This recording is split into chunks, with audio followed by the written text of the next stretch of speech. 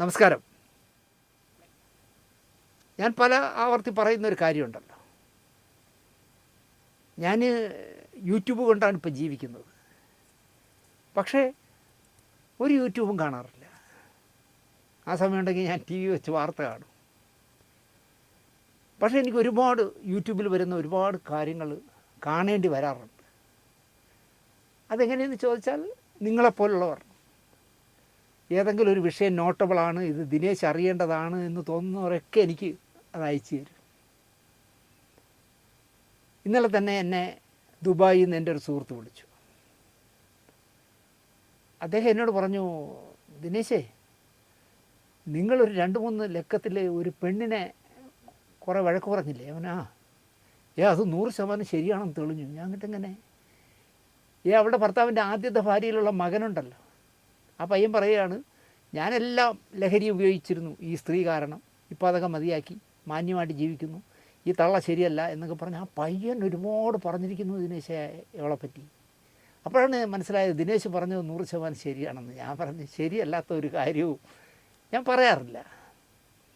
ദിനേശ് അത് കണ്ടില്ലേ? ഞാൻ പറഞ്ഞു, ഇല്ല, ഞാനതൊന്നും കാണില്ല, ഞാൻ ദിനേശിന് ലിങ്ക് അയച്ചു തരാം എന്ന് പറഞ്ഞ് അദ്ദേഹം ലിങ്ക് അയച്ചു. ഇങ്ങനെ നമ്മൾ കാണാതെ പോകുന്ന, ഇപ്പോൾ എന്നെ തെറി വിളിക്കുന്ന എത്രയോ എപ്പിസോഡുകൾ വരാറുണ്ടെന്ന് പറയുന്നു. ചിലരെനിക്ക് അയച്ചു തരും, ചേട്ടനെ തെറി വിളിച്ചേക്കണോ, മറുപടി പറ എന്ന് പറഞ്ഞിട്ട്. ഞാനതും കളയും. അതുപോലെ നമ്മുടെ ചാനലിനെ കോപ്പി അടിച്ചിട്ട് നമ്മുടെ ദിനേശ് ചേട്ടൻ ഇത്ര ഹ്യൂമറായി പറയുമെന്ന് അറിഞ്ഞില്ലേ, അതാ കേട്ടോളൂ എന്നൊക്കെ പറഞ്ഞിട്ട് നമ്മളെ ഒരു റൈറ്റും വാങ്ങാതെ എത്രയോ ചാനലുകാർ നമ്മുടെ വിഷ്വൽ ഉപയോഗിക്കുന്നു. ഞാൻ ആരുടെ പേരിലും കേസ് കൊടുക്കാനും പോകാറില്ല, അത് കാണാറുമില്ല. പക്ഷേ എനിക്ക് ഒരുപാട് പേര് അയച്ചു തരാറുണ്ട്.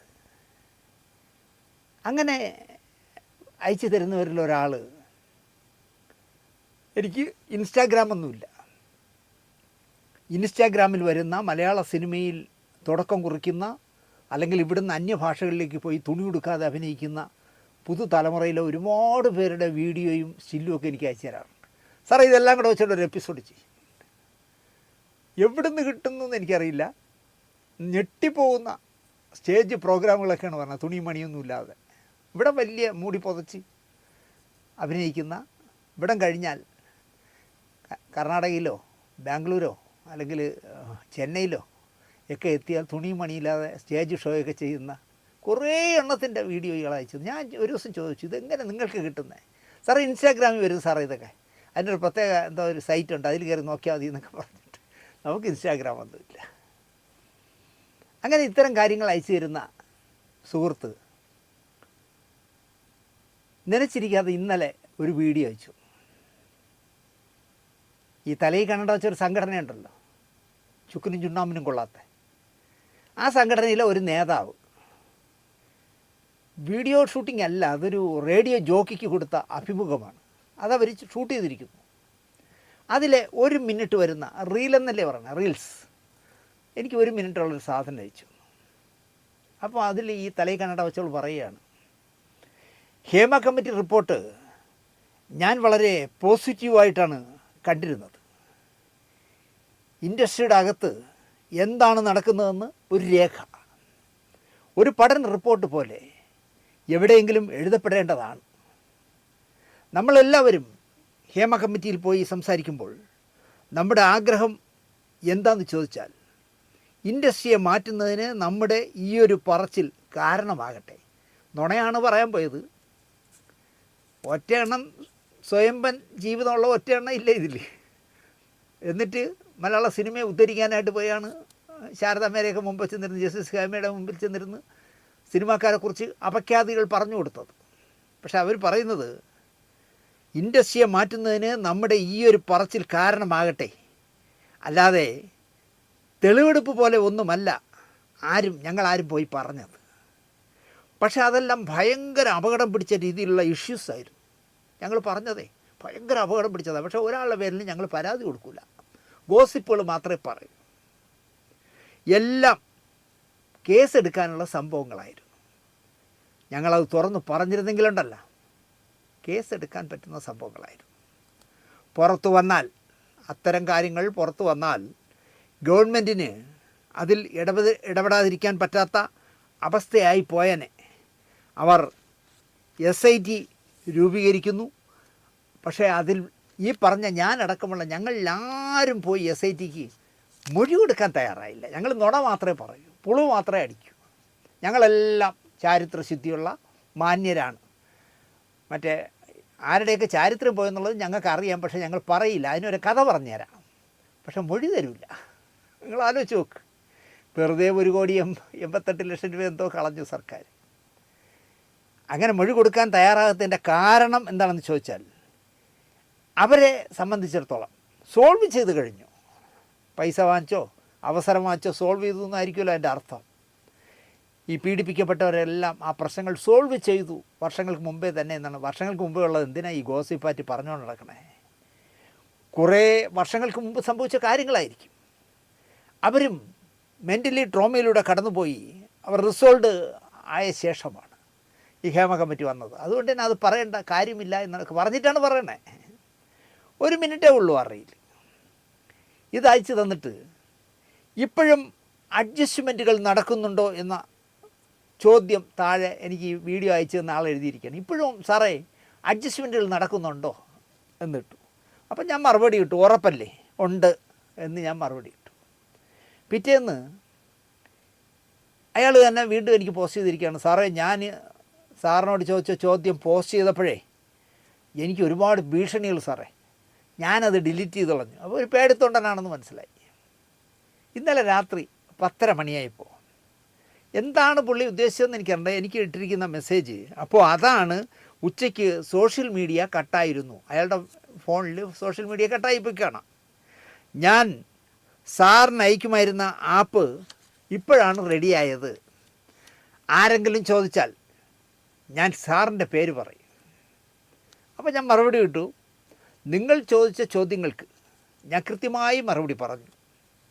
ഇപ്പോൾ കണ്ടില്ലേ, സംവിധായകൻ രഞ്ജിത്തിനെ തൊടുപുഴയിൽ നിന്ന് SIT അറസ്റ്റ് ചെയ്തിരിക്കുന്നു. അപ്പോൾ ഇപ്പോഴും പീഡനം ഉണ്ട് അല്ലേ സാറേ? അപ്പോഴും അയാൾക്ക് സംശയമാണ്. ഇങ്ങനത്തെ ഒരവസ്ഥയിലൂടെയാണ് മലയാള സിനിമ കടന്നു പോകുന്നത്. അതിനെക്കുറിച്ചാണ് ഞാൻ ഇന്ന് സംസാരിക്കുന്നത്. പല നാൾ കള്ളൻ ഒരു നാൾ കെണിയിൽ വീഴുമെന്ന് പണ്ടുള്ളവർ പറയാറുണ്ട്. പ്രശസ്ത ഈ രഞ്ജിത്ത് പോലും സ്വപ്നം കണ്ടിരിക്കില്ല ഈ മെയ് മാസപ്പുലരിക്ക് കഥ എഴുതുമ്പോഴോ പെരുവണ്ണാപുരത്തെ വിശേഷങ്ങൾക്ക് അല്ലെങ്കിൽ അങ്ങനെയുള്ള കുറേ പ്രാദേശിക വാർത്തകൾ എന്നൊക്കെ പറഞ്ഞ് കുറേ സിനിമ ചെയ്യുമ്പോഴോ ഇന്നത്തെ രഞ്ജിത്തായി വളരുമെന്ന് രഞ്ജിത്ത് സ്വപ്നം കണ്ടിരിക്കില്ല. വളർന്നു. നമുക്ക് കുറേ നല്ല സിനിമകൾ അയാൾ എഴുതി തന്നു. അയാളിപ്പോൾ ലോ ആൻഡ് ഓർഡർ, നല്ല പേര്, സിനിമയുടെ പേര് ലോ ആൻഡ് ഓർഡർ എന്ന് പറഞ്ഞൊരു സിനിമ കൊച്ചിയിൽ ചിത്രീകരിച്ചു. ആ ചിത്രീകരിക്കുന്നതിനിടയിൽ അതിലഭിനയിക്കാൻ വന്ന അന്യഭാഷക്കാരിയായ ഒരു നടിയോട് അപമര്യാദയായി പെരുമാറി. ജനുവരിയിലാണേ. അപ്പോൾ ജനുവരിയിൽ കാരവാനകത്ത് വെച്ച് അപമര്യാദയായി പെരുമാറുകയോ മോശം വർത്തമാനങ്ങൾ, സെക്സി വർത്തമാനങ്ങൾ പറയുകയോ ചെയ്തിരുന്നുവെങ്കിൽ ഇപ്പോൾ എല്ലാ സിനിമാ സെറ്റിലും ഇൻറ്റേർണൽ കമ്മിറ്റി വേണം എന്നാണല്ലോ സർക്കാരിൻ്റെ നിയമം. ഇൻറ്റേർണൽ കമ്മിറ്റി ഈ രഞ്ജിത്തിൻ്റെ സിനിമയുടെ സെറ്റിൽ ഉണ്ടായിരുന്നു. ഉണ്ടെങ്കിൽ അവർ എന്ത് നിലപാടെടുത്തു? അവരെ ഈ നടി ഒരു വാക്കുപോലും അറിയിച്ചിട്ടില്ല. പിന്നെ എങ്ങനെ ഇൻറ്റേർണൽ കമ്മിറ്റി, ICC എങ്ങനെ നിലപാടെടുക്കും? ഷൂട്ടിംഗ് നടക്കുമ്പോൾ കാരവാനിലേക്ക് വിളിച്ച് കൂടുതൽ വലിയ റോൾ തരാം എന്ന ഓഫർ വച്ചു എന്നാണ് പരാതി പറയുന്നത്. അപ്പോൾ പീഡിപ്പിച്ചു എന്ന പരാതി ഉണ്ടോയെന്ന് ചോദിച്ചാൽ പീഡിപ്പിച്ചിട്ടില്ല, മാനസികമായി തകർത്ത് കളഞ്ഞു. അതാണ് പ്രശ്നം. ലൈംഗിക ചുവയുള്ള വർത്തമാനങ്ങളും അതുപോലുള്ള മോശമല്ലാത്ത എന്തൊക്കെയോ കാര്യങ്ങൾ കാരവാനകത്ത് വെച്ച് സംസാരിച്ചു എന്നാണ് അവർ പറയുന്നത്. ഒരു വേഷം അഭിനയിച്ചുകൊണ്ടിരിക്കുമ്പോൾ അതിനേക്കാൾ വലിയ വേഷം തരാം എന്നോട് സഹകരിച്ചാൽ എന്നെങ്ങനെ പറയും? ആ റോളിനെ വേണമെങ്കിൽ വലുതാക്കാമെന്നുള്ളതല്ലാതെ കൂടുതൽ വലിയ റോള് തരാം സഹകരിച്ചാൽ, ഗിവ് ആൻഡ് ടേക്ക്, കൊടുക്കൽ വാങ്ങലുകൾ വേണം എന്ന് പറയാൻ എങ്ങനെ സാധിക്കുമെന്ന് എനിക്കറിയില്ല. ബോബി കുര്യൻ എന്ന് പറയുന്ന നടനുണ്ട് അത്രയും മലയാള സിനിമയിൽ, എനിക്കറിയില്ല. പിന്നെ ഇപ്പോഴത്തെ ഏതോ ഒരു പുതിയ സഹസംവിധാനമാണ് ഇദ്ദേഹത്തിൻ്റെ കൂടെ ഉള്ളത്. ഇവരുമായിട്ട് രഞ്ജിത്തിന് അപകടം മണത്തപ്പോൾ മുങ്ങി.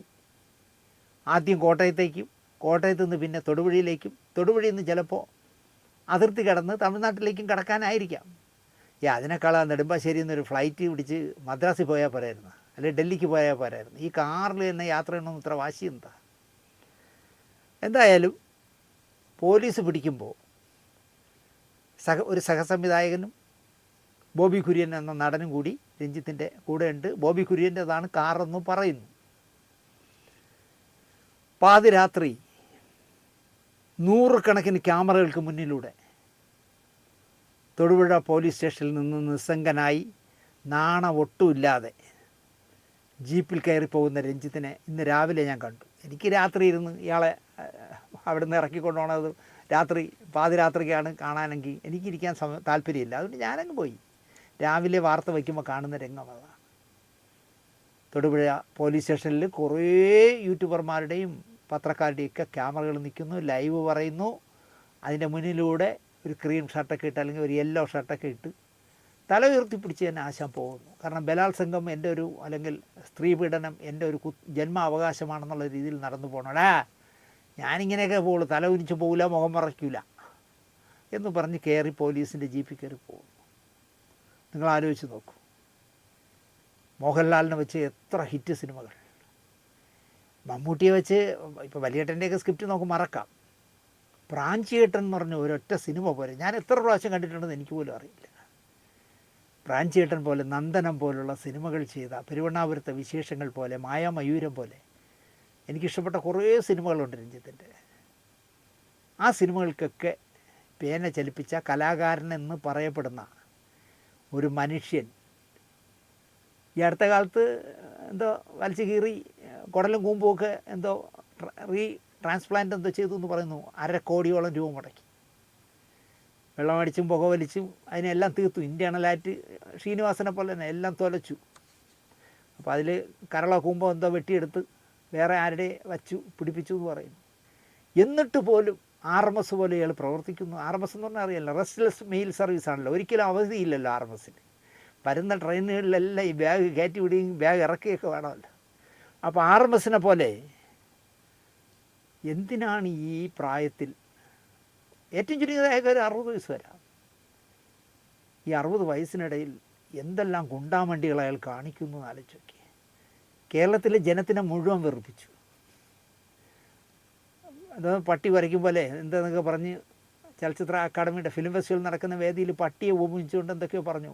ഓരിയിടുന്നവരെ പോലെ, പട്ടിയെ പോലെ ഓരിയിട്ടാലൊന്നും ഞാൻ വഹിക്കില്ല, കൂവി തെളിഞ്ഞവനാണ്ടാ ഞാൻ കോളേജിൽ പഠിക്കുമ്പോൾ SFIയുടെ തേങ്ങ ആയിരുന്നടാ, മാങ്ങ ആയിരുന്നടാ എന്നൊക്കെ പറഞ്ഞ് ഭയങ്കര പ്രശ്നങ്ങൾ ഉണ്ടാക്കിയില്ല പുള്ളി. പക്ഷേ ആ ജീപ്പിൽ കയറി പോകുന്ന രഞ്ജിത്തിനെ കണ്ടപ്പോൾ സത്യത്തിൽ സിനിമാക്കാരനായതിൽ എനിക്ക് നാണം തോന്നി. എൻ്റെ തല ഉരിഞ്ഞു പോയി തീർച്ചയായിട്ടും. നേരം വെളുക്കുന്നത് വരെ തൊടുപുഴയിൽ നിന്ന് പൊക്കി എറണാകുളത്ത് കൊണ്ടുവരുന്നതുവരെ DCP ഒരു സ്ത്രീയാണ്, ജിജി എന്നോ എന്താ പറഞ്ഞൊരു സ്ത്രീയാണ്. അവരുടെ മുന്നിലൊക്കെ തല താഴ്ത്തി ഇരിക്കുക എന്ന് പറഞ്ഞാലേ, ഒരു പോലീസ് ഉദ്യോഗസ്ഥൻ പറയാണ്, പ്രശ്നമൊന്നുമില്ല, അദ്ദേഹം നന്നായി സഹകരിക്കുന്നുണ്ട്, ഒന്നും തുറന്നു പറയുന്നില്ല. എന്താണ് അതിൻ്റെ അർത്ഥമെന്ന് എനിക്കറിയില്ല. അദ്ദേഹം നന്നായിട്ട് സഹകരിക്കുന്നുണ്ട്, പക്ഷെ ഒന്നും തുറന്നു പറയുന്നില്ല. അപ്പം പിന്നെ സഹകരിക്കുന്നില്ല എന്നല്ലേ പറയട്ടെ. പെരുവണ്ണാപുരത്തെ വിശേഷങ്ങൾ ഷൊർണൂരിൽ ഷൂട്ടിംഗ് നടക്കുമ്പോഴാണ് ഞാൻ ആദ്യമായിട്ട് ആ ലൊക്കേഷനിൽ വെച്ചാണ് കമലിനെ പരിചയപ്പെടുന്നത്. ഞാൻ ഹരികുമാർ സാറിൻ്റെ അസിസ്റ്റൻ്റാണെന്ന് പറഞ്ഞ് പരിചയപ്പെട്ടു. ഞാൻ ഹരിച്ചേട്ടൻ്റെ ഞാനും വർക്ക് ചെയ്തിരുന്നു എന്നൊക്കെ പറഞ്ഞ് എന്നെ വളരെ കാര്യമായിട്ടന്ന് പെരുമാറി. ഞാനവിടെ അവിടെ വെച്ച് രഞ്ജിത്തിനെയും പരിചയപ്പെടുകയുണ്ടായി. എനിക്ക് അതിനു മുമ്പേ രഞ്ജിത്തിനെ അറിയാം. എഴുന്നള്ളത്ത് എന്ന ഹരികുമാർ സാർ സംവിധാനം ചെയ്ത എഴുന്നള്ളത്ത് എന്ന് പറഞ്ഞ സിനിമയ്ക്ക് ജയറാമിന് അഡ്വാൻസ് കൊടുക്കാൻ പോയതാണ് ഒരു സന്ധ്യയ്ക്ക് ഞാൻ ഒറ്റപ്പാലത്ത്, ഷൊർണൂർ. ഒരു സാധാരണക്കാരനായിരുന്നു പെരുവണ്ണാപുരത്തെ വിശേഷങ്ങൾ ചെയ്യുന്ന കാലത്ത് രഞ്ജിത്ത്. തിരുവനന്തപുരത്ത് VR ഗോപിനാഥിൻ്റെ ഒരു മെയ് മാസ പുലരി കോവളത്ത് ചിത്രീകരിക്കുമ്പോഴും പത്രക്കാരനായിട്ട് ഞാനവിടെ പോയിട്ടുണ്ട്. അത് പെരുവണ്ണാപുരത്തിന് മുന്നെയാണ്. അലക്സ് കടവിൽ എന്ന രഞ്ജിത്ത് അടക്കമുള്ളവരുമായി സ്കൂൾ ഓഫ് ഡ്രാമയിൽ പഠിച്ചിറങ്ങിയ, എന്നോട് വളരെ അടുപ്പം പുലർത്തിയിരുന്ന അലക്സ് കടവിൽ പ്രൊഡ്യൂസ് ചെയ്യുന്ന സിനിമയായിരുന്നു മെയ് മാസ പുലരി.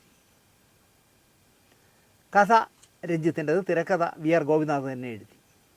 രവീന്ദ്രൻ്റെ നല്ല പാട്ടൊക്കെ ഉള്ള പടമാണ്. പിന്നെ എത്രയോ തവണ രഞ്ജിത്തിനെ നേരിൽ കാണാനുള്ള അവസരങ്ങൾ എനിക്കുണ്ടായി. കാണാറും ഉണ്ടായിരുന്നു, സംസാരിക്കാറും ഉണ്ടായിരുന്നു.